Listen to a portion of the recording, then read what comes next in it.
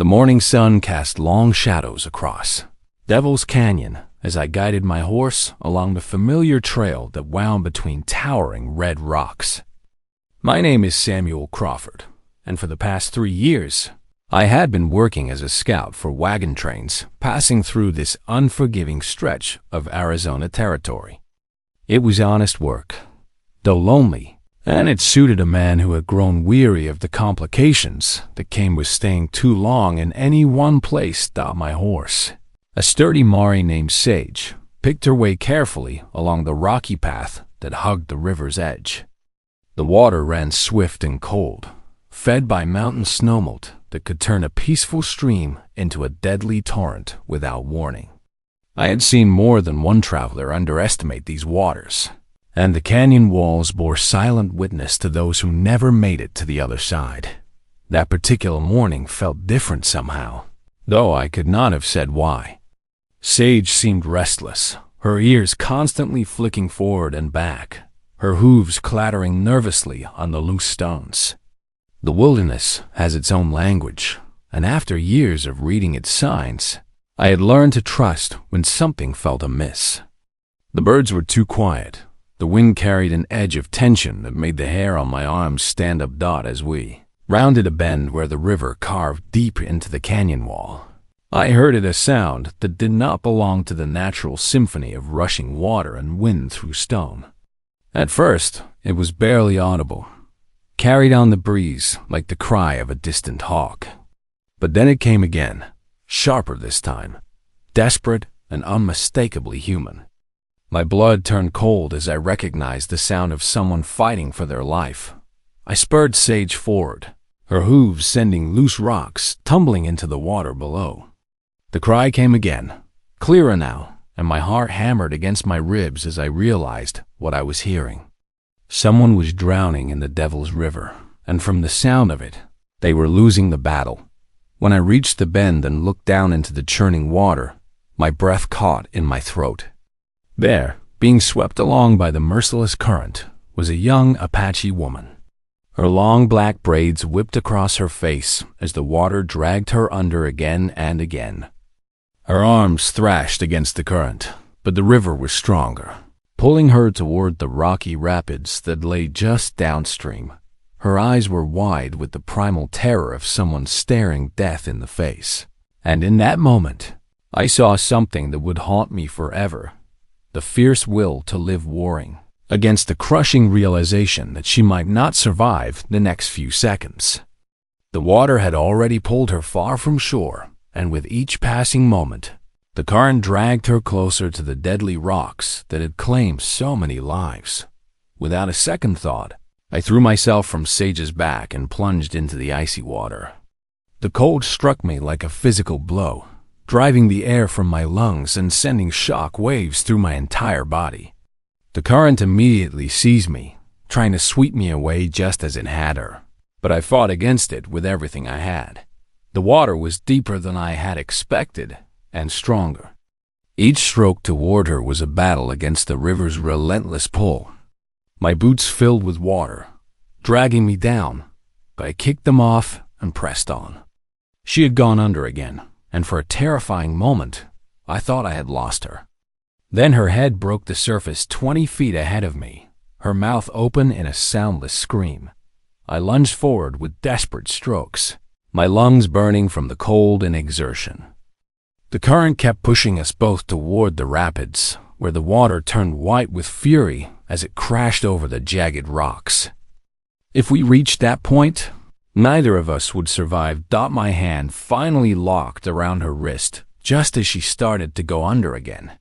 She gasped when I yanked her up, her body both weightless and heavy with fear and exhaustion. Together we fought toward the shallows, every stroke a war against the river's determination to claim us both. The rocky bottom scraped my knees as I finally found purchase, and with the last of my strength, I dragged us both onto the muddy bank. She collapsed immediately, coughing up river water and trembling violently. For a long moment, she lay there motionless except for her labored breathing, her dark eyes darting between me and the tree line, as if she could not quite believe she was still alive. Her leather clothing clung to her skin, and I could see the raw fear slowly giving way to something else, a wariness that spoke of hard lessons learned in a harsh world. I knelt beside her, water streaming from my own clothes, and asked softly, "Are you hurt?" She looked at me with those dark, intelligent eyes, but said nothing. Her lips trembled, whether from cold or shock I could not tell, but she studied my face with an intensity that made me feel she was seeing straight through to my. So, when I offered her my hand to help her sit up, she hesitated for a long moment before slowly, tentatively, taking it. Her fingers were small and cold, but her grip was firm. I thought that would be the end of it, that she would disappear back into the wilderness from which she had come, and I would continue on my way with nothing more than the memory of pulling another soul back from the edge of death. I was wrong about that, just as I would be wrong about so many things in the days to come. Part 2.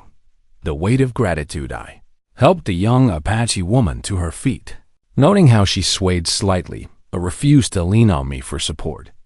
Her pride was evident, even in her weakened state, and I respected her for it. The sun was climbing higher, and I knew we both needed dry clothes and warmth before the desert's evening chill set in.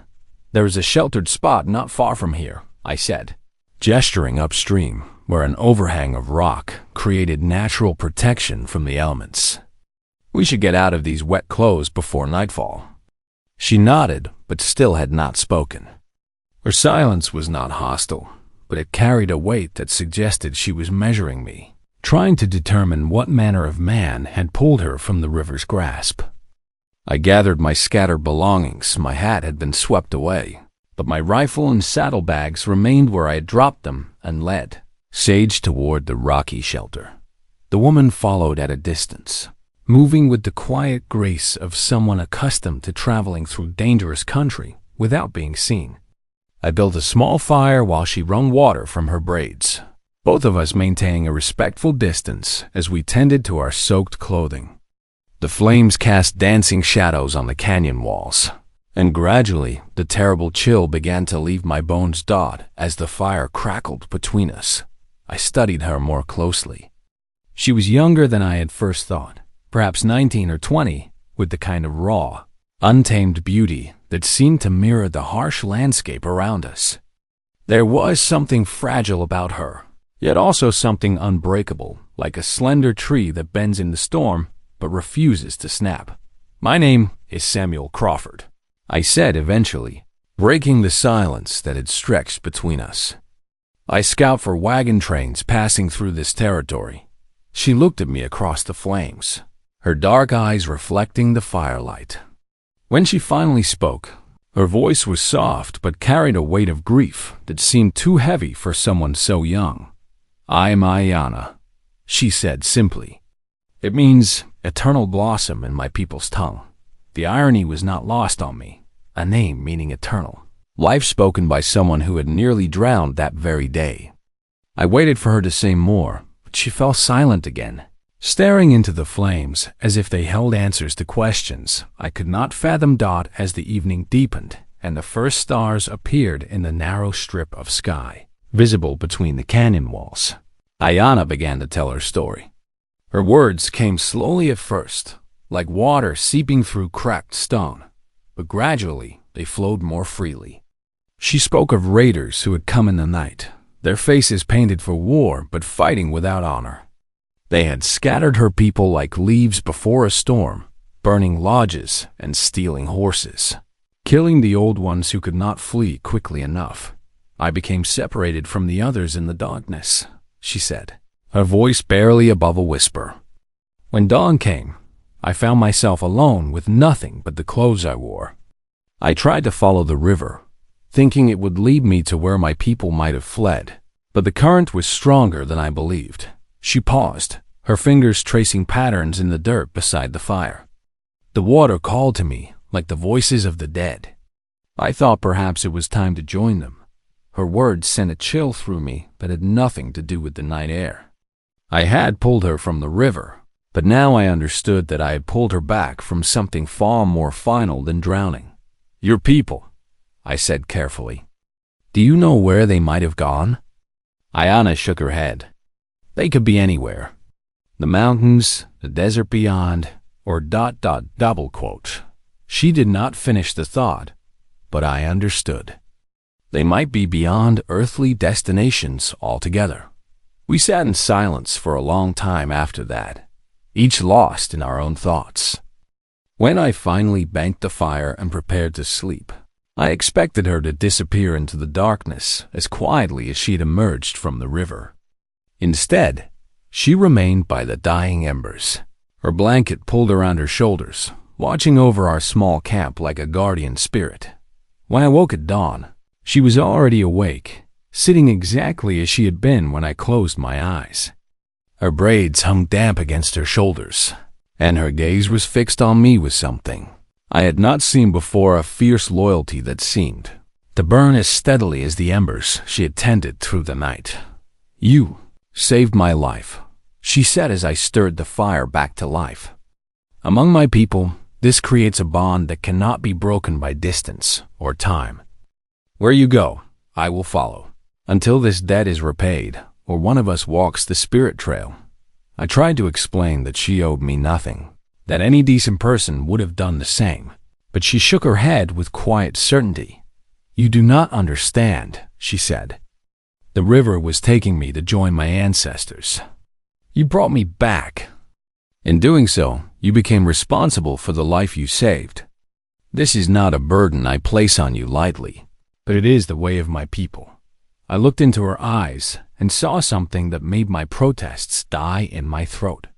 This was not the desperate gratitude of someone temporarily overwhelmed by emotion. This was something deeper, more permanent, a bond forged in the moment when I reached into those dark waters and pulled her back from the edge of forever. As I saddled Sage and prepared to continue my journey, Ayana fell into step behind me, her bare feet making no sound on the rocky ground. I told myself this arrangement would be temporary, that she would soon tire of following a wandering scout through dangerous country. I told myself that once she found her people, or once she realized I was just an ordinary man with no special destiny, she would return to her own path. But even then, something deep inside me whispered that I was wrong. The river had brought us together, and rivers, once they change course, rarely return to their original path. Part 3. Shadows on the Trail. 3 days passed, and Ayana remained as constant as my own shadow.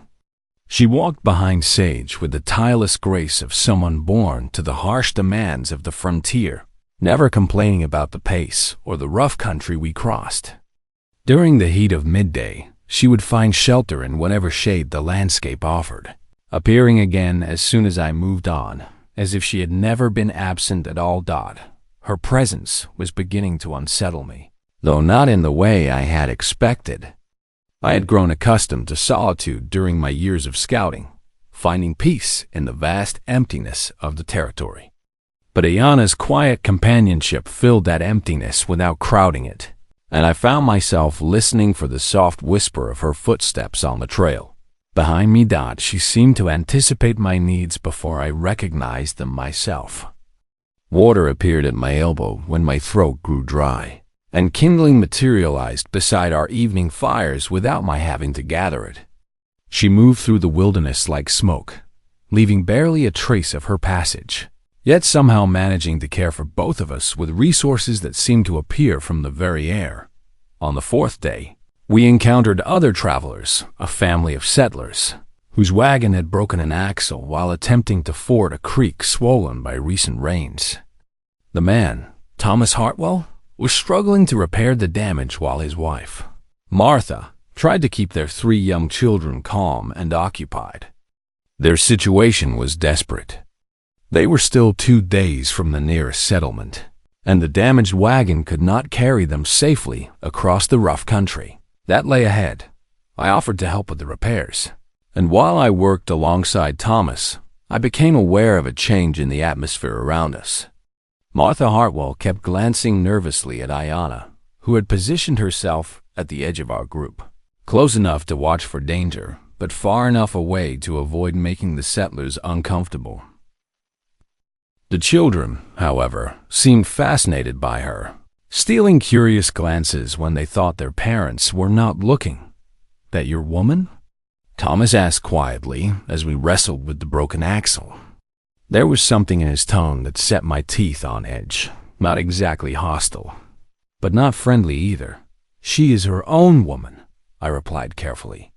"I pulled her from the river a few days back. She's been traveling in the same direction since then."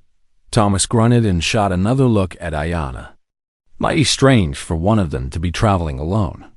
Most times when you see a lone Indian, it means trouble is not far behind. I felt my jaw tighten at his words, but before I could respond, Martha appeared at her husband's shoulder.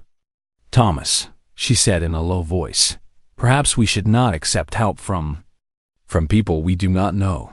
The children had grown quiet, sensing the tension that now crackled between the adults like electricity before a storm. I looked over at Ayana and saw that she had not moved, but her posture had changed subtly. She was still watching the horizon, but I could tell she was also listening to every word being spoken. "Mrs. Hartwell," I said, keeping my voice level, "I have been scouting this territory for 3 years. I know every mile of trail between here and Santa Fe, and I know which water holes are safe and which ones will kill you. If you want to make it to Fort Sumner with those children, you will need help from someone who understands this country." Martha's face flushed, but she lifted her chin defiantly. "We are good Christian people, Mr. Crawford. We cannot be expected to associate with savages." The word hung in the air like a curse, and I felt something cold and hard settle in my chest. I had heard such talk before. Of course, it was common enough among settlers who saw the Apache as nothing more than obstacles to be removed from the land they wanted to claim. But hearing it directed at Ayana, who had done nothing but exist quietly at the edge of our group, filled me with an anger I had not expected. "That woman," I said, my voice carrying a warning that made Thomas take a step back, "has shown more grace and dignity in 4 days than most people manage in a lifetime. If you cannot see past your own ignorance long enough to accept help from someone trying to keep your children alive, then you are welcome to fix your own wagon." I stood and walked away from the broken axle, leaving Thomas to gape after me. Martha gathered her children closer to her skirts, as if Ayana might suddenly transform into the monster their fears had painted her to be. But it was Ayana's reaction that surprised me most. She had risen from her position and moved silently to where the Hartwells' supplies were scattered beside their damaged wagon. Without a word, she began gathering the children's toys and belongings that had spilled from the wagon bed, organizing them with gentle efficiency. The youngest Hartwell child, a girl of perhaps 5 years, broke free from her mother's protective embrace and approached Ayana with the fearless curiosity of the very young. "Are you a real Indian?" she asked in the direct way children have of cutting straight to the heart of matters that adults dance around. Ayana smiled the first time. I had seen her face brighten with genuine warmth since I had pulled her from the river. "I am Apache," she said simply. "My people have lived in these mountains for more seasons than the oldest trees can remember. Do you know magic?" The little girl asked, her eyes wide with wonder. "I know the songs the wind sings through the canyons," Ayana replied. "I know which plants will heal a fever and which stars will guide you home when you are lost." Martha rushed forward to snatch her daughter away, but the child had already begun to see Ayana not as a threat, but as something far more interesting, a living connection to the mysteries of the wild country that surrounded them. Thomas, meanwhile, had been watching this exchange with a troubled expression. I could see him weighing his prejudices against his family's very real need for help. Pride warred with practicality in his weathered features, and practicality was beginning to win. "Mr. Crawford," he said finally, his voice gruff with reluctance, "I apologize for my wife's words. We have heard stories about what happened to the Morrison family last spring. It has made us cautious, perhaps more than we should be. I nodded, understanding more than he realized. Fear made people say and do things they would never consider under normal circumstances, and the frontier had a way of magnifying every fear until it became overwhelming. We worked together in uneasy silence to repair the wagon, and by evening, the Hartwells were ready to continue their journey. As they prepared to leave, the little girl who had spoken to Ayana ran back to where she sat by our fire. "Will you sing me one of the wind songs?" she asked shyly.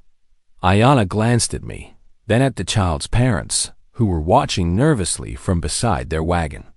Then, in a voice soft as summer rain, she began to sing. The melody was unlike anything I had ever heard, ancient and haunting, with words in her own language that seemed to speak directly to the soul rather than the mind.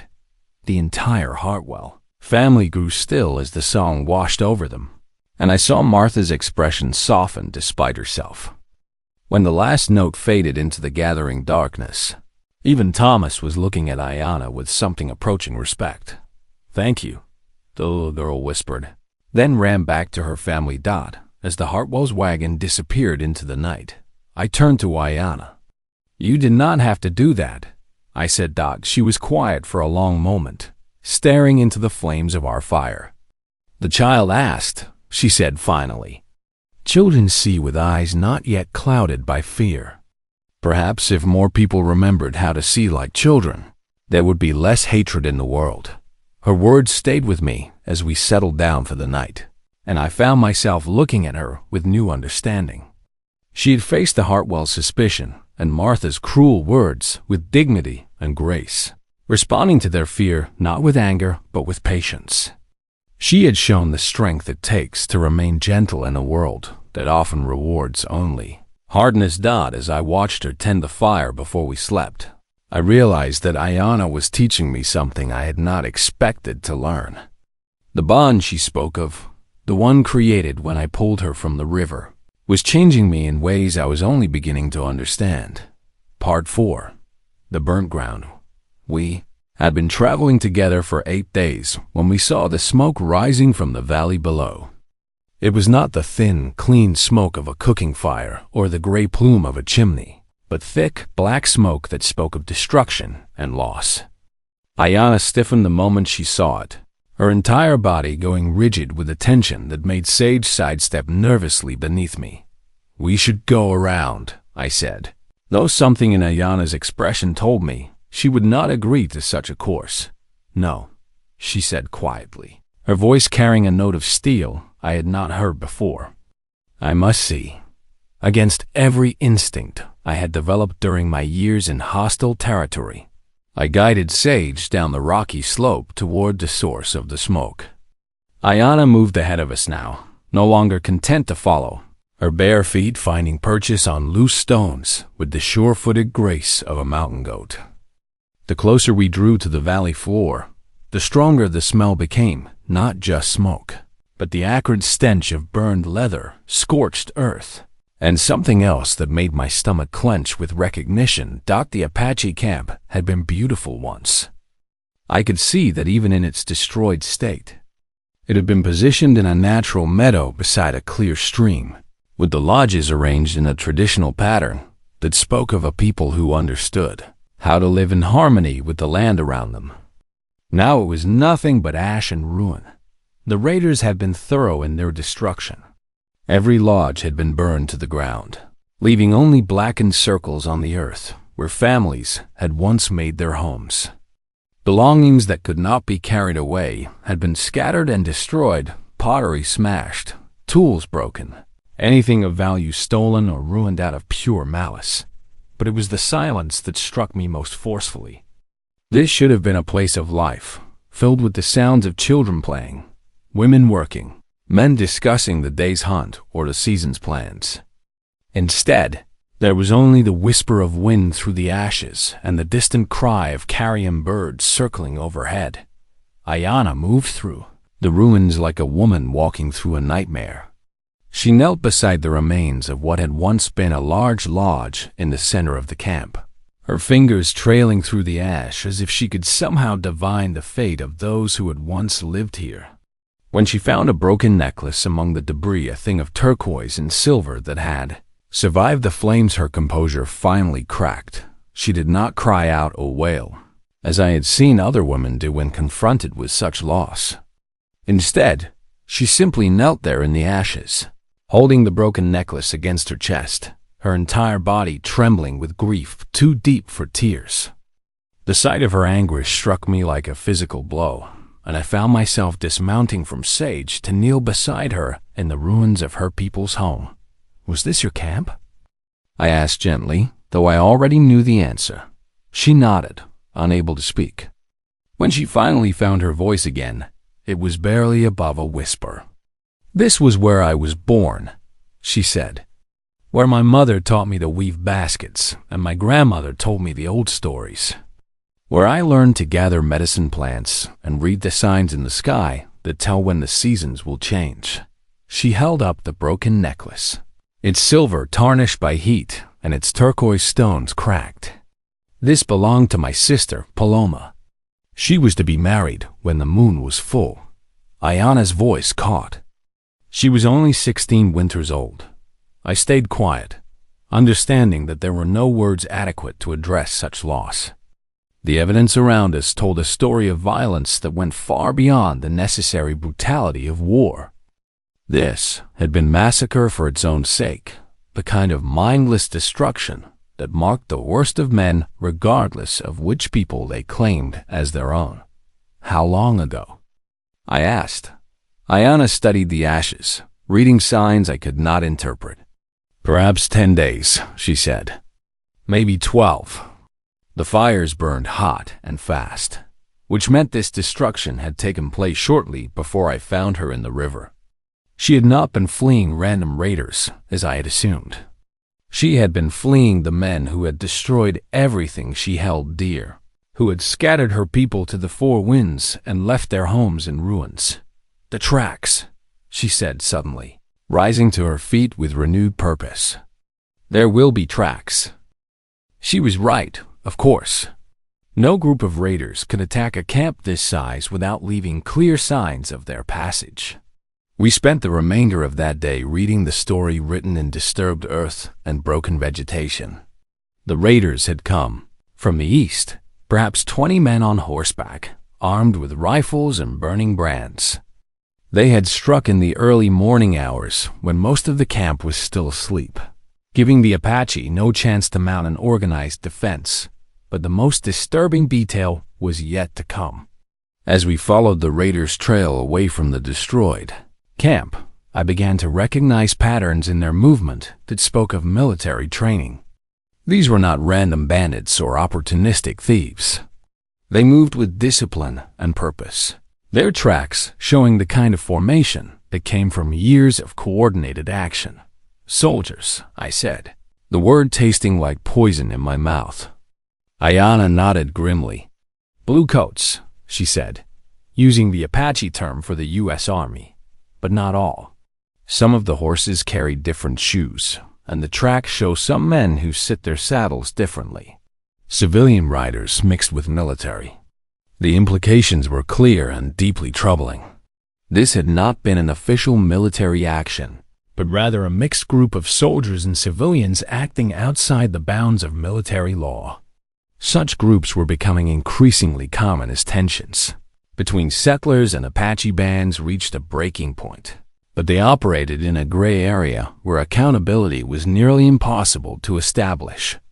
Where would they have taken the survivors? I asked. Ayana studied the trail for a long moment, her expression growing darker.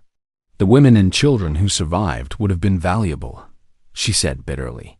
"There are places where such people can be sold if a man has no conscience about such transactions." The slave trade. It was an open secret that such commerce continued to exist in the remote corners of the territory, despite official efforts to suppress it. Apache women and children were particularly prized, both for their beauty and for their knowledge of desert survival. The thought of Ayana's people, possibly her own sister, being sold like livestock made my blood run cold. "We have to find them," she said, her voice carrying a certainty that brooked no argument. "Ayana," I began, but she cut me off with a look that could have melted steel. "You saved me from the river," she said, "but if I do nothing to help my people, then you saved nothing but a shell. The part of me that matters will die anyway." Slowly and in shame, I looked at her standing there among the ashes of her destroyed home, holding the broken necklace of her lost sister, and I understood that she was right. This was not about gratitude or obligation anymore. This was about justice, about the fundamental question of what kind of people we chose to be when confronted with such evil. "Then we find them," I said simply. For the first time since I had pulled her from the river, Ayana smiled. It was not an expression of joy, but rather of fierce satisfaction, the look of a warrior who had found her cause and her ally. In that moment, I realized that our bond had been forged not just by water and rescue, but by a shared understanding of right and wrong. The trail led northeast, toward the Badlands, where law existed only in the strength of a man's arm and the speed of his draw. It was dangerous country for anyone, but especially dangerous for a lone scout and an Apache woman seeking justice for crimes that many would claim were not crimes at all. But as I looked at Ayana, I knew that danger would not deter either of us. The river had brought us together, but it was the burnt ground beneath our feet that had truly made us partners in something larger than either of us could accomplish alone. We made camp that night at the edge of the ruined village, and for the first time since I had known her, Ayana sang not the soft lullabies of her people, but the harsh war songs of those who ride to battle, knowing they may never return home. The sound raised the hair on my arms and sent ancient recognition through my blood, the recognition that some fights are worth dying for, regardless of the odds against success. Tomorrow we would begin hunting the men who had destroyed her world. Tonight, we prepared ourselves for whatever that hunt might demand of us. Part 5. Reading the sign, the trail led us through country that grew increasingly hostile with each passing mile. We were entering the Badlands proper now, where the earth itself seemed to have been tortured into fantastic shapes by wind and water, creating a landscape that offered 1,000 hiding places for those who lived outside the law. The tracks we followed were growing fresher, and Ayana's ability to read sign was proving invaluable in ways I had not anticipated. She could tell things from a broken twig or a displaced stone that would have been invisible to me, interpreting the land's story with an expertise that came from a lifetime of learning to survive in country that showed no mercy to the careless. More than once, she stopped us from walking into situations that could have been disastrous, warning me away from a waterhole that had been poisoned by upstream mining, or steering us around a box canyon where the echoing hoofprints suggested an ambush had been laid. "How many are we following now?" I asked as we studied a clear set of tracks in a sandy wash. Ayana knelt beside the prints, her fingers hovering just above the disturbed earth, as if she could divine information through proximity alone. 18 men, she said after a moment. But they have split into 3 groups. The largest group continues northeast toward the trading post at Bitter Creek. The second group has turned south, probably heading for the Mexican border. The third, she paused, studying a separate set of tracks that led toward a mesa rising like a castle from the desert floor. The third group carries extra weight. Women and children. My heart hammered against my ribs. The group heading toward the mesa would be the one holding the survivors from her people's camp, most likely including her sister Paloma.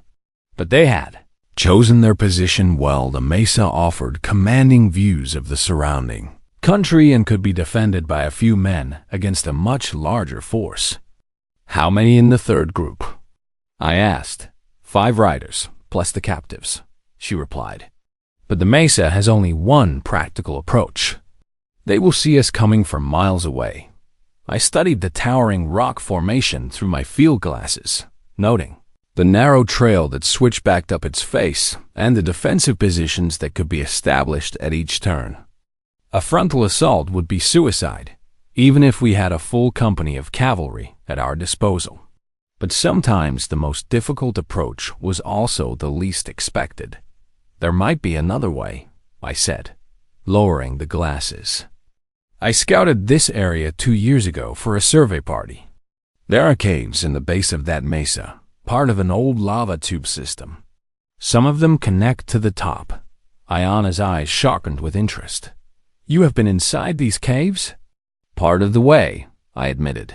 Far enough to know they exist, not far enough to map them completely. It would be easy to get lost, and no guarantee that any given passage leads where we need it to go. But it would allow us to approach unseen. Possibly, if we do not fall to our deaths or suffocate in a passage that leads nowhere. She stood, brushing sand from her hands, and I saw the same fierce determination that had carried her through the destruction of her home. My people have a saying, she told me. The wolf that hunts alone may starve, but the wolf that never hunts surely dies. We must try. We spent the rest of that day moving carefully toward the mesa, using every scrap of cover the broken landscape provided. By evening, we had reached the base of the towering rock formation, and I began searching for the cave entrance I remembered from my previous visit. It took nearly an hour to locate it, partially concealed behind a screen of juniper and prickly pear. But when I finally found the narrow opening, Ayana squeezed through without hesitation. The cave system was more extensive than I had recalled, with passages branching off in multiple directions like the roots of some enormous stone tree. We had brought candles and matches, but the flickering light only emphasized how easy it would be to become hopelessly lost in the maze of tunnels. More than once, we had to backtrack when a passage narrowed to impassability or simply ended in solid rock. The air inside the caves was cool and stale, carrying strange echoes that made our whispered conversations sound like the voices of ghosts. Ayana moved through the darkness with the same sure-footed grace she had shown on the open trail, but I could sense the tension in her as we climbed steadily upward through passages that had been carved by ancient volcanic forces. After what felt like hours of climbing, we finally saw a faint glimmer of light ahead, not candlelight, but the gray illumination of dawn filtering through a crack in the rock. We had found our way to the top of the mesa, emerging from the cave system at a point perhaps 200 yards from where the raiders had made their camp. From our concealed position, we could see everything. The men had chosen their spot well, with clear sight lines in all directions and their horses picketed in a natural corral formed by fallen rocks. But it was the sight of the captives that made my blood run cold with anger. 4 Apache women and 6 children sat in the center of the camp, their hands bound and their ankles hobbled to prevent escape. Even from a distance, I could see the fear and exhaustion in their postures, the way the children huddled close to the women for what comfort could be found in such circumstances. One of the women was young, perhaps 16, with the kind of delicate beauty that would indeed be prized in the slave markets of Mexico. "Paloma," Ayana whispered, her voice breaking with relief and rage. Her sister was alive, but the conditions of her captivity were clearly taking their toll. The young woman's head was bowed, her long hair hanging like a curtain around her face, and she had the defeated posture of someone whose spirit had been systematically broken. 5 men. "As you said," I murmured, studying the raiders through my field glasses.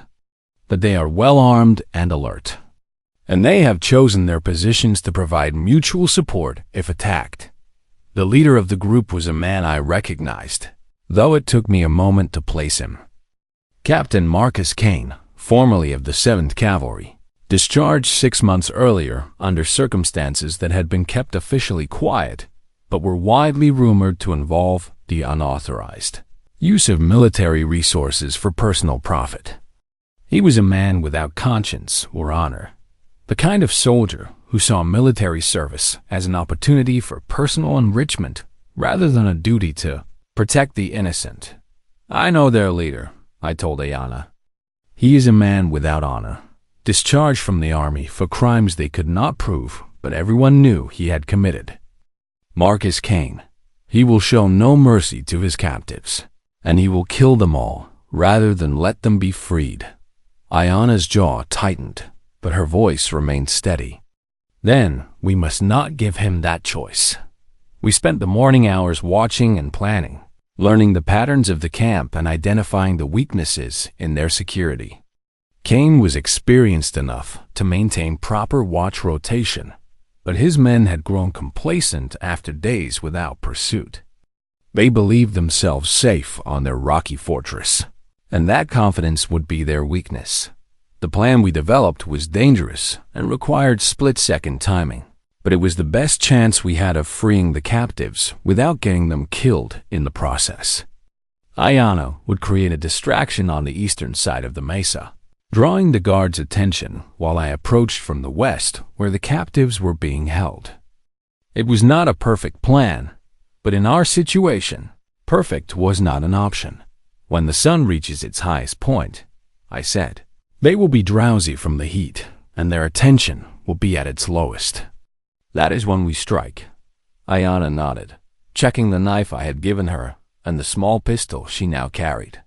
She had proven surprisingly adept with firearms during our journey, possessing the steady nerves and natural aim that could not be taught. But I could see the fear in her eyes, not for herself but for her sister and the other captives. If something goes wrong, I began, but she cut me off. Nothing will go wrong, she said with fierce certainty. The spirits of our ancestors watch over us, and justice demands that these women and children be freed. I wished I shared her confidence, but I had seen too many well-laid plans fall apart in the chaos of action. Still, her unwavering determination gave me strength, and as the sun reached its zenith above the mesa, we took our positions.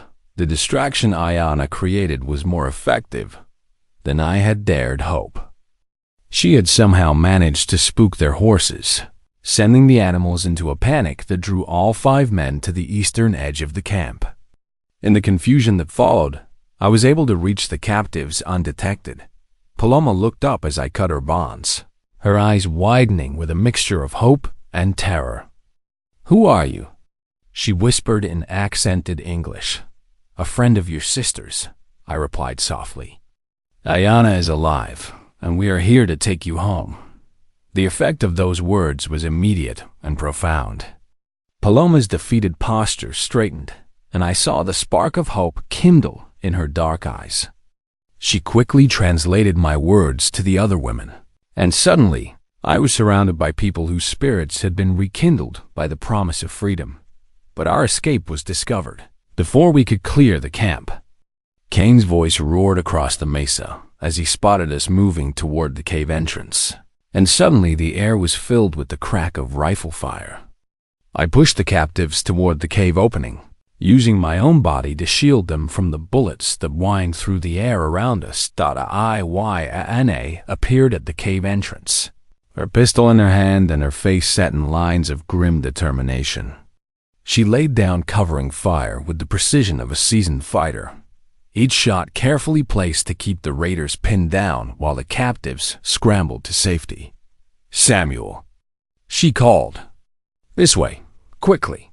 I was the last to reach the cave, and I felt the burn of a bullet across my shoulder as I dove through the opening.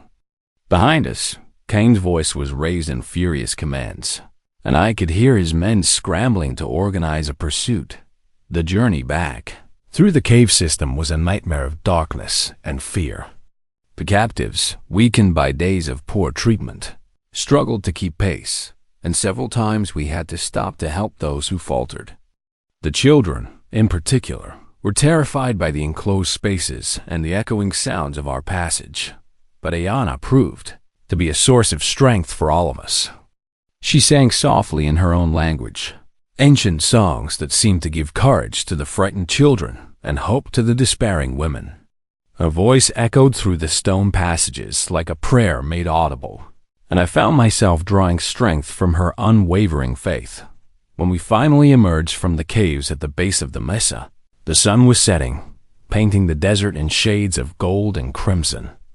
We had rescued 11 people from certain slavery or death, but our situation was still precarious. Cain and his men would not give up easily, and we were still deep in hostile territory with limited supplies and a long journey ahead of us. "Where can we go?" I asked Ayana as we gathered the freed captives around us. "Your people are scattered, and we cannot know who might still be alive or where they might be found." Paloma answered before her sister could speak. "There is a place," she said, her voice still weak but growing stronger. "A hidden valley 3 days' travel to the north. Some of our people spoke of gathering there if the camp was ever attacked. If any survived, that is where they would go." It was a slim hope, but it was the only hope we had. As we prepared to leave the shadow of the mesa behind, I looked back at the towering rock formation and saw the distant figures of Cain and his men silhouetted against the sky. They had been outmaneuvered this time, but men like Cain did not accept defeat easily. "They will follow us," I said to Ayana. She nodded, her expression grim but resolute. "Then we must make sure they do not catch us." As we began our journey into the gathering darkness, I realized that our bond had evolved once again. We were no longer just a man and the woman he had saved from drowning, or even partners seeking justice for terrible crimes. We had become something more fundamental: protectors of the innocent, guardians of those who could not protect themselves. The trail ahead would be dangerous, and the men pursuing us were ruthless and well-armed. But as I looked at the faces of the people we had freed, especially the rekindled hope in Paloma's eyes, I knew that we had already achieved something worth fighting for. Whatever came next, we would face it together. Part 6. The hunt becomes the hunted. The first day of our flight from the mesa passed without sign of pursuit, but I knew Cain too well to believe we had escaped so easily. He was the kind of man who viewed any setback as a personal insult, and he would not rest until he had recovered what he considered his stolen property. The fact that his property consisted of innocent women and children would not trouble his conscience in the slightest dot. Our group moved slowly of necessity. The freed captives were weakened by their ordeal, and several of the children were too young to keep pace with adults. We were forced to take frequent rests, and our path through the broken country was dictated more by the need for concealment than by speed. Every ridge could hide watchers. Every canyon could become a trap. Ayana had taken charge of organizing our small band with a natural authority that the other Apache women accepted without question. She distributed the limited supplies we carried, assigned the stronger women to help with the children, and established a rotation for keeping watch that ensured someone was always alert for signs of danger. Watching her work, I began to understand that she had been more than just another member of her destroyed camp. She had been someone of importance, possibly the daughter or niece of a chief. "You never told me about your family," I said to her during a brief halt in a shaded canyon where a spring provided fresh water. She was quiet for a long moment, helping young children drink from cupped hands before answering. "My father was war chief of our band," she said finally. "My mother was the daughter of a medicine woman. I was being trained to follow her path when the raiders came." The revelation explained much about her behavior, her natural leadership, her knowledge of healing plants, the respect the other captives showed her. But it also meant that Cain had unknowingly captured someone whose loss would be felt deeply by any surviving Apache in the region. If her father or other family members were still alive, they would move heaven and earth to find her. On the second day, we found the first signs that we were being followed. Ayana discovered them distant dust clouds and the glint of sunlight on metal that spoke of mounted men moving through the desert behind us. Cain had picked up our trail, and his superior mobility meant he was gaining ground despite our head start. "How many?" I asked, studying the horizon through my field glasses. "Perhaps 8 riders," she replied. "Cain lost some of his men, either to desertion or to conflicts with others who want a larger share of the profits. It was small comfort that our enemies had been reduced in number, since 8 mounted men were still more than enough to overwhelm our group of refugees. We would have to be clever rather than strong, using the land itself as our ally in the deadly game that was now unfolding. That evening, as we made cold camp in a hidden arroyo, Paloma approached me with an expression of desperate determination. She had recovered much of her strength during our flight, and I could see in her the same fierce spirit that burned in her sister. "The children are slowing us down," she said without preamble. "Cain will catch us before we can reach the hidden valley." I had been thinking the same thing, though I had not wanted to voice such a harsh truth. "What do you suggest?" "Ayana and I will take the children and the weakest of the women by a different route," she said. "You continue north with the others, leaving a clear trail for Cain to follow. When he realizes he has been deceived, we will have gained precious time." It was a sound tactical decision, but it meant splitting our already small group and leaving me with minimal help to face Cain's pursuit. Worse, it meant separating Ayana from the relative safety of numbers and sending her into the wilderness with only her sister and the most vulnerable members of our group. "It is too dangerous," I said. "If something happens to your group, we will never find you again. If Cain catches all of us together, we are all dead or worse," Paloma replied with brutal honesty. "This way, at least some of us might survive." Ayana appeared at my shoulder, having heard the conversation. "My sister speaks wisdom," she said quietly. "It is the best chance for the children." I looked around at our small band of refugees, women who had already endured too much, children whose eyes held memories no child should carry. The weight of responsibility for their lives pressed down on me like a physical burden. But I knew Paloma was right. Our current course led only to certain capture or death. "Very well," I said finally. "But we modify the plan. I will continue north with 2 of the women, leaving a trail obvious enough for a child to follow. You take the rest and head northwest toward the old mining camps. There are abandoned settlements there where you can find shelter and supplies." Ayana shook her head. "I should stay with you. You will need help against Cain's men. You will be needed more with the children," I replied firmly. "And if I do not survive this, someone must be able to guide them to safety." She looked at me with those dark eyes that seemed to see straight through to my soul, and I knew she understood what I was not saying, that I was prepared to sacrifice myself to give the rest of them a chance at freedom. It was not heroism but simple mathematics. One life spent to save 11 others was an acceptable trade. "Samuel," she said softly, and in that moment, my name on her lips carried a weight of meaning that made my chest tighten with emotions I had not expected to feel. "I know," I said, and somehow she did know, just as I knew that our bond had grown into something far deeper than the debt she claimed to owe me. We separated before dawn. Our farewells brief but intense. Ayana pressed a small medicine bag into my hands, her fingers lingering on mine for just a moment longer than necessary. "This will protect you," she said. "My grandmother made it for my father before his last battle. Did it work?" I asked, trying to lighten the mood. Her smile was sad but genuine. "He lived to see his daughters grow to womanhood." Perhaps that was protection enough. I watched them disappear into the pre-dawn darkness, Ayana leading the group of women and children with the same quiet competence she had shown throughout our journey together.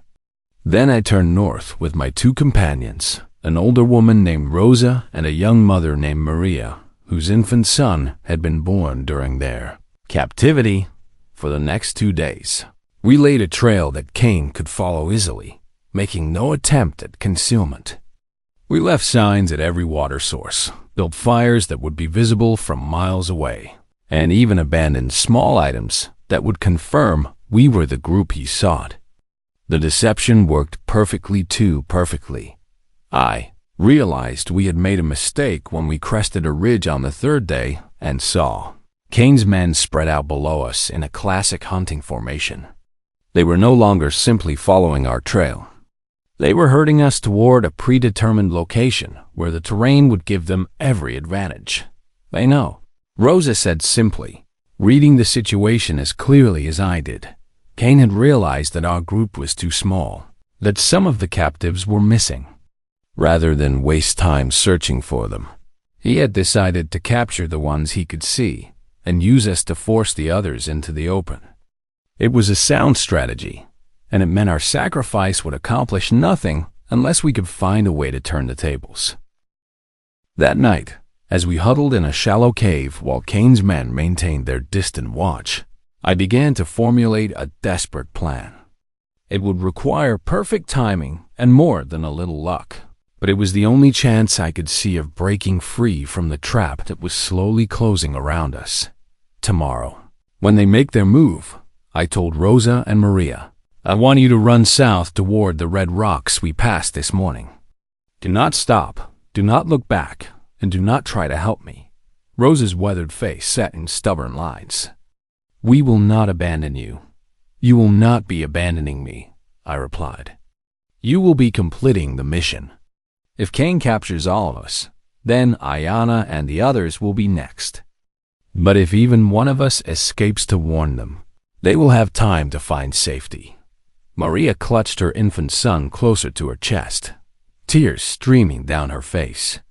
There must be another way. Perhaps, I admitted, but I have not found it, and we are running out of time. As the stars wheeled overhead and Kane's campfires glowed like malevolent eyes in the distance, I found myself thinking of Ayana and the moment I had first seen her struggling in the river. I had reached into those dark waters without thinking, responding to the desperate need of another human being. One invasion was dark waters without thinking, responding to the desperate need of another human being. Now, faced with a different kind of darkness, I would do the same thing again. The river had brought us together, but it would take more than water to keep us alive long enough to find each other again. Part 7. The price of justice dawn came with the thunder of hoofbeats and the crack of rifle fire. Kane had grown impatient with the game of cat and mouse, and he struck our hiding place with the ruthless efficiency of a man who had spent years perfecting the art of violence. But I had expected his impatience, and we were ready as his men charged up the slope toward our cave. Rosa and Maria were already running south through a gap in the rocks that Kane's formation had left unguarded. I remained behind, laying down covering fire from the mouth of the cave, not because I believed I could hold off 8 mounted men, but because I needed to buy them time to escape. My rifle spoke again and again, each shot carefully aimed to keep Kane's men at a respectful distance rather than to kill.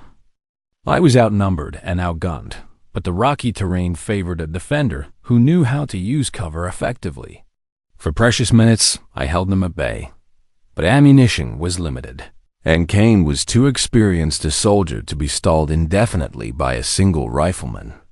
As my shots grew more spaced out, conserving bullets I could not replace, his men began to move closer, using every scrap of available cover to advance on my position. Crawford! Kane's voice echoed off the canyon walls. You are surrounded and outnumbered. Surrender now, and I give you my word that the women will not be harmed.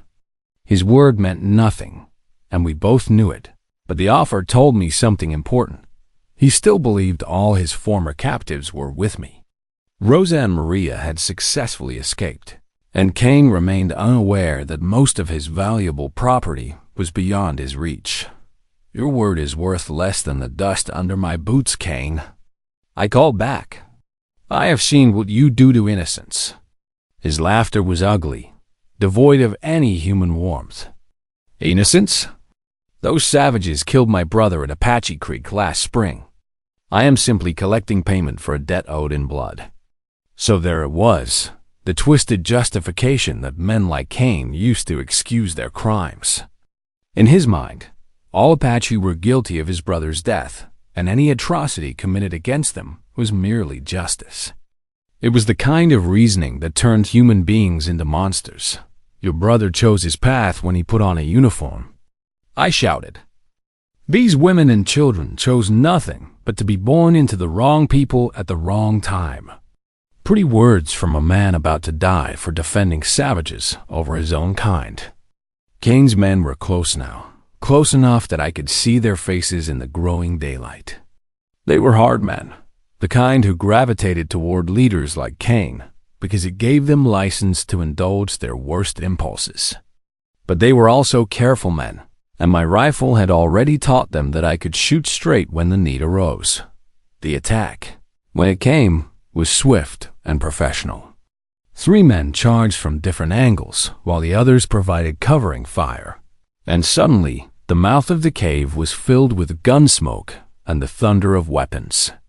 I dropped one attacker and wounded another, but a rifle butt caught me across the skull, and the world exploded into stars and darkness. I came to with my hands bound behind my back, and Cain standing over me with the satisfied expression of a man who had won a particularly enjoyable game.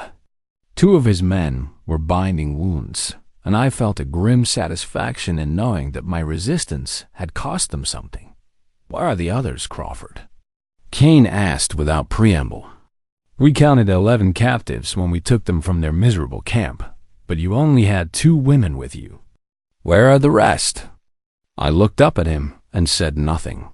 Blood was running down my face from the scalp wound, and my head pounded with each heartbeat. But my silence was the only weapon I had left. Cain nodded to one of his men, who kicked me in the ribs with enough force to drive the air from my lungs. I asked you a question, Crawford. I suggest you answer it. Go to hell, I gasped out. This earned me another kick. Harder this time, and I tasted blood in my mouth. But Cain's frustration was evident, and that gave me hope. Every minute he spent trying to extract information from me was another minute that Ayana and the children had to reach safety. You are protecting savages over your own people, Cain said, his voice heavy with disgust. What did they promise you? Gold? Land? Or perhaps you have developed a taste for Apache women. His words were designed to provoke me into a response, but I had endured worse insults in my time. I remained silent, watching him with what I hoped was visible contempt. Cain studied me for a long moment, then gestured to his men. Search the area thoroughly. Look for signs of a larger group, tracks leading in other directions, anything that might tell us where they have gone. For the next hour, I sat in the dust with my hands bound, watching Cain's men scour the surrounding country for clues to the fate of their missing captives. But Ayana had taught them well. There were no signs to be found, no obvious trails leading away from our route. The children and women had vanished into the wilderness as completely as smoke, dissipating in the wind. Cain's frustration grew with each negative report from his searchers. These women and children represented a significant financial investment to him, the kind of quick profit that made the risks of his illegal activities worthwhile. Without them, he had gained nothing from the attack on the Apache camp but the satisfaction of revenge, and revenge, however sweet, could not be traded for gold. Very well, he said finally, his voice cold with controlled rage. If you will not tell me where they have gone, perhaps you can serve another purpose. We will take you back to Fort Sumner and explain to the authorities how we found you consorting with hostile Apache, helping them evade justice for their crimes against peaceful settlers. It was a clever move. In the current climate of frontier tensions, a white man found in the company of Apache would be viewed with suspicion at best. Cain's word, backed by the testimony of his men, would be more than enough to see me hanged as a traitor to my own people.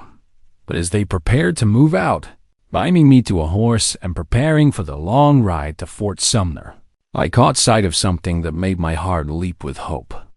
There, on a distant ridge, barely visible against the morning sky, was a lone figure on horseback. Too far away to make out details, but I knew that silhouette, knew the way she sat her stolen horse. Ayana had not fled to safety as I had hoped.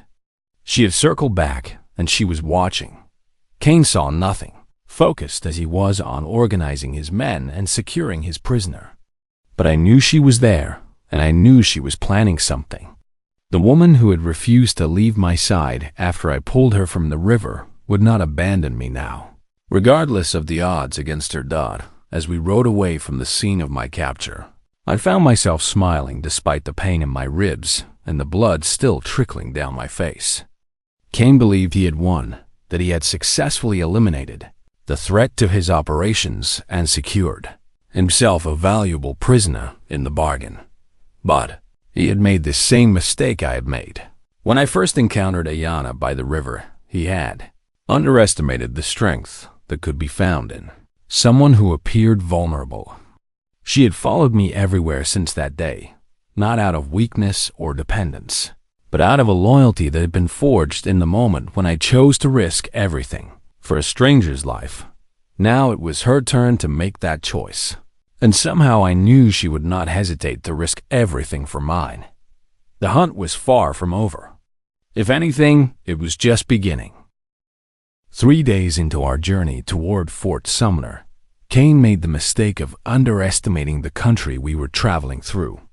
He knew the main trails well enough, but he had never learned to read the subtle signs that marked the difference between safe passage and deadly trap.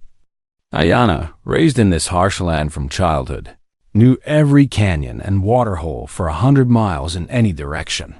She struck at dawn on the 4th day, when Cain's men were still groggy from sleep, and their horses were scattered across the small meadow where we had made camp. I had been bound to a tree at the edge of the clearing, positioned where Cain could keep an eye on me while still maintaining a clear view of the surrounding country. It was a tactically sound decision that failed to account for the caves that honeycombed the cliff face behind my position. The first sign of attack was when Cain's sentry simply vanished from his post. One moment he was there, silhouetted against the pre-dawn sky, and the next he was gone without so much as a cry of alarm. It was done so quietly that none of his companions noticed for several precious minutes. When the attack came, it was swift and devastating. Ayana had learned much during our time together about frontier warfare, and she had put that knowledge to deadly use. She struck from multiple directions at once, using the echoing acoustics of the canyon to make it seem as though she commanded a much larger force. Rifle fire cracked from the rocks above the camp, sending Cain's men scrambling for cover that did not exist. Before they could organize a defense, she had shifted position, firing now from a different angle entirely. Her shots were carefully placed, not to kill, but to disable and demoralize. Horses screamed and reared as bullets cut their picket ropes, scattering through the camp and creating chaos that made coordinated response impossible. Cain himself proved to be less of a warrior than he pretended. When the shooting started, he dove behind the largest rock he could find and stayed there, leaving his men to face the attack without leadership. It was the behavior of a bully rather than a soldier, and his men noticed. "Where the hell is she?" one of them shouted, firing wildly at shadows. "How many are there?" called another. Cain said nothing, pressed against his rock like a scared child hiding from thunder. The battle lasted perhaps 20 minutes, though it felt like hours. When silence finally fell over the canyon, 3 of Cain's men were wounded. Their horses were scattered to the 4 winds, and their supplies were either destroyed or missing. More importantly, their morale was shattered. They had expected to face desperate refugees, not a skilled guerrilla fighter who seemed to know every stone and shadow in the country. But it was what happened next that truly broke them. Ayana appeared at the edge of the camp as if she had materialized from the morning mist itself. She wore traditional Apache war paint, now red, and black stripes across her cheekbones that made her look like an avenging spirit risen from the ancient stories. In her hands was Cain's own rifle, taken from his sentry, and her eyes held the cold fire of someone who had found her true purpose. "Marcus Cain," she called, her voice carrying across the silent camp with the authority of a war chief. "Face me." Cain remained crouched behind his rock, unwilling to move. His men looked at him with growing contempt, understanding now that they had followed a coward into a trap they might not escape. "I said face me." Ayana's voice cracked like a whip, and this time Cain had no choice but to respond or lose what remained of his authority. He stood slowly, his hands raised to show he carried no weapon, his face pale beneath his stubbled beard. "Now listen here, girl," he began. "I'm not a girl." Ayana cut him off, her voice deadly quiet. "I am the daughter of War Chief Nalnish of the Chiricahua Apache. I am the sister of Paloma, whom you held captive. I am the one who has tracked you across 300 miles of desert to bring justice for the murder of my people." Cain licked his lips nervously. "Your people attacked first. They killed my brother. Your brother died as a soldier dies, in battle, with weapons in his hand," Ayana replied. "My people died as they slept, murdered in their beds by men who call themselves civilized. There is no comparison." She gestured toward me with the rifle barrel. "Release Samuel Crawford, and I will allow you and your men to leave this place alive." Cain's eyes darted toward his scattered men, calculating odds. "And if I refuse?" Ayana's smile was as cold as winter moonlight. "Then you will discover how Apache women treat the killers of children." There was something in her tone that made Cain's remaining men begin to edge away from him, unwilling to share whatever fate awaited their leader. They were hard men, but they were not stupid, and they recognized the voice of someone who had nothing left to lose. "Boss," one of them called, his voice shaky. "Maybe we should just shut up." Cain snarled, but his authority was evaporating like water in the desert sun. Ayana waited, patient as the stones around us, giving Cain time to make his choice. When he finally moved, it was with the desperate speed of a man who had decided his only chance lay in violence. He lunged for the pistol that lay beside his bedroll, his hand closing around the grip just as Ayana's rifle spoke. The bullet took him in the shoulder, spinning him around and sending the pistol flying. He hit the ground hard, crying out in pain and clutching his wounded arm. "That was for my sister," Ayana said calmly, working the rifle's action. "This one is for the children you murdered." "Wait!" Cain screamed. "Wait! I surrender. You cannot just execute a prisoner." Ayana looked down at him with eyes that held no mercy. "Did the children have a chance to surrender when you burned their homes around them? Did the old ones have time to beg for their lives before your men cut them down?" Cain's remaining men were already backing away, unwilling to face the rifle in her steady hands. They had signed on to hunt helpless refugees, not to face a warrior who fought with the fury of the righteous. But Ayana surprised all of us, including Cain. Instead of pulling the trigger, she lowered the rifle slightly. "I could kill you now," she said quietly. "Justice would be served, and the spirits of my people would rest easier. But I am not like you, Marcus Cain. I do not murder helpless prisoners." She gestured toward his men. "Take your wounded and go. Leave this territory and never return. If I ever see you again, if I ever hear that you have harmed another innocent person, I will hunt you to the ends of the earth and show you no mercy." Cain struggled to his feet, still clutching his wounded shoulder, his face a mask of pain and humiliation. "This is not over," he snarled. "Yes," Ayana said simply. "It is." As Cain and his demoralized men limped away from the canyon, leading their remaining horses on foot, Ayana cut my bonds with movements so quick I barely saw the knife flash. I rubbed feeling back into my hands, watching her face for some sign of what she was thinking. "You could have killed him," I said finally. She nodded. "Yes, but then I would have become like him, someone who chooses death over justice. Revenge over honor." She looked at me with those dark eyes that had seen too much sorrow. "You taught me that there is another way." "I taught you nothing," I protested. You were the one who showed mercy to the Hartwell family when they treated you with suspicion. You were the one who risked everything to save your people." She smiled then, the first genuine smile I had seen from her since we found the burned remains of her camp. Perhaps we taught each other. 2 days later, we reached the hidden valley Paloma had spoken of and found it was indeed a gathering place for the survivors of her people. Perhaps 30 Apache had found their way there, men, women, and children who had escaped the various raids that had scattered their bands. Among them were Paloma and the others we had rescued from Kane's camp, along with several warriors I recognized as seasoned fighters. The reunion between Ayana and her surviving people was deeply moving, filled with tears of joy and grief intermingled. She was welcomed not just as a lost daughter returned home, but as a war leader who had proven herself in battle against their enemies. But as the celebration continued into the evening, I found myself standing apart, watching from the edge of the firelight. This was where Ayana belonged, with her own people, surrounded by the culture and traditions that had shaped her. My part in her story had ended, and it was time for me to return to my own solitary path. I was preparing to slip away into the darkness when she appeared at my side, moving with that silent grace I had come to know so well. "Where are you going?"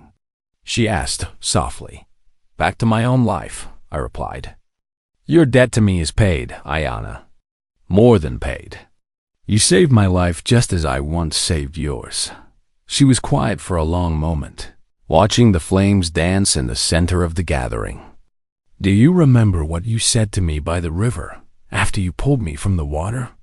I thought back to that first day, when she had been nothing more than a stranger in desperate need of help. I asked your name, before that, when I was still coughing up river water and trying to understand if I was alive or dead. I frowned, trying to recall those chaotic moments. "I am not sure I remember. You said, 'You are safe now.'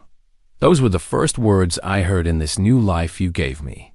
She turned to look at me directly. "But I have never felt safer than when I was following you across the desert, watching your back, sharing your fires." Her words struck me like a physical blow, and I felt something shift inside my chest. "Ayana, the bond between us was not created by debt or gratitude," she continued. "It was created by choice. Your choice to risk your life for a stranger, and my choice to bind my fate to yours. Those choices do not change simply because a debt has been repaid." I looked into her eyes and saw reflected there the same recognition that was dawning in my own heart. What had grown between us during our long journey together was not obligation or duty, but something far more profound and enduring. "My path leads back to the settlements," I said quietly.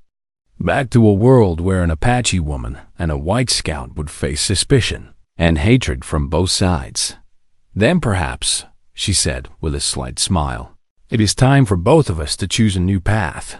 In the distance, her people continued their celebration, but here at the edge of the firelight, we stood in our own small circle of possibility. The river had brought us together, but it would be our own choices that determined where we went from here. I thought of all the empty camps I had made during my years of solitary scouting, all the silent meals and wordless sunsets. Then I thought of the past weeks, filled with shared dangers and quiet companionship, with someone who understood both the beauty and the harshness of the frontier as deeply as I did. "Are you asking me to stay?" I said finally. "I'm asking if you want to," she replied. "Not because you owe me anything, and not because I owe you anything, but because some bonds, once formed, are meant to last a lifetime." I looked around at her people, at the faces illuminated by firelight, and realized that I was no longer seeing strangers or potential enemies. These were Ayana's people, which meant they could be my people too, if I had the courage to make that choice. "The world is changing," I said. "There may not be a place in it for people like us.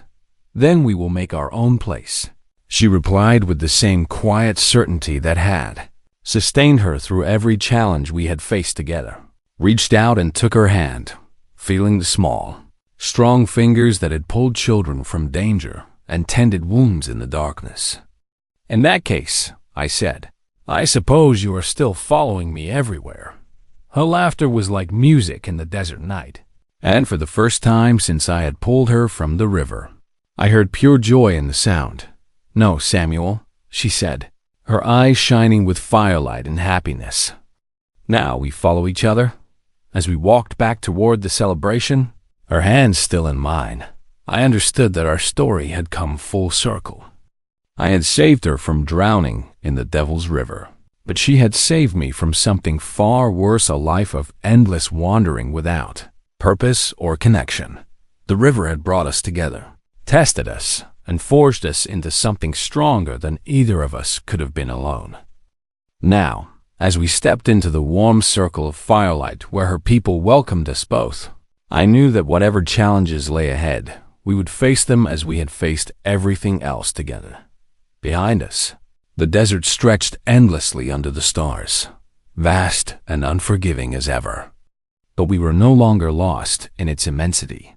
We had found what every wanderer searches for in the wilderness, not just survival, but a reason to keep moving forward. The bond between us, forged in river water and tempered by fire, would endure long after the desert winds had erased our footprints from the sand. Some rescues, I had learned, save more than just a single life.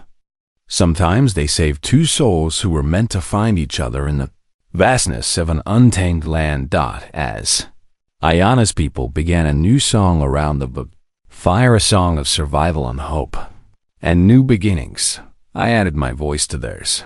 And for the first time in years, I truly felt like I had come home.